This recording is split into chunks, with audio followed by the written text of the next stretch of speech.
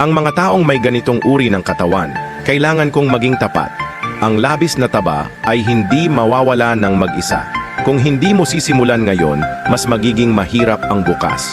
Handa akong managot sa bawat salitang sasabihin ko. Paumanhin kung mayroon kang taba sa iyong tiyan, hita at braso. Dahil hindi lang iyon nagpapababa sa iyong kumpiyansa, ngunit nagdudulot din ito ng pagkapagod, hirap sa pagtulog, at hindi epektibong pagdidieta. Ngunit ang magandang balita ay maaari kang ganap na magbago simula ngayon. Ilapat lamang ang tamang paraan gamit ang isang matalinong handheld massage tool. Ang labis na taba ay direktang maaapektuhan. Ang sirkulasyon ng dugo ay mapopromote.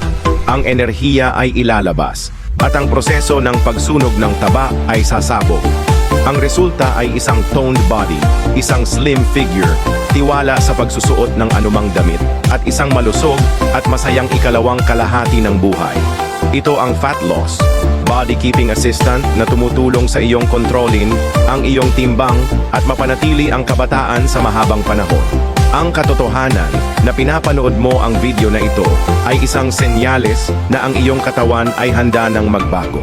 Huwag nang mag-alinlangan pa simula ng iyong paglalakbay sa pagbaba ng timbang ngayon dahil karapat-dapat ka sa magandang katawan at masiglang buhay.